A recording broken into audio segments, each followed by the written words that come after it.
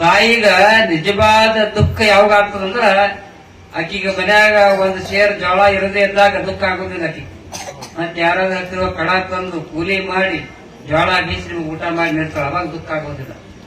ಹೆತ್ತ ತಾಯಿಗ ನಿಜವಾದ ದುಃಖ ಯಾವ ಯಾವ ಯಾವ ಸಂದರ್ಭದಲ್ಲಿ ಆಗ್ತದಂದ್ರ ತನಗೆ ತಾನು ಜನ್ಮ ನೀಡಿರ್ತಕ್ಕಂಥ ಮಗ ಹೊರಗೆ ಹೋಗಿ ಒಂದು 4 ಬಾಟ್ಲಿ ಹಾಕಿ ಮನ್ಯಾಗ ಒಂದು ತಂದಿಗೆ ಬೈಲಕ್ ಶುರು ಮಾಡ್ತಾರೆ, ಅವಾಗ ತಾಯಿಗೆ ನೋವಾಗ್ತದೆ, ಅವಾಗ ತಾಯಿಗೆ ನೋವಾಗ್ತದೆ. ಇದು ಮಹಾಪಾಪ, ಇದು ಮಹಾಪಾಪ.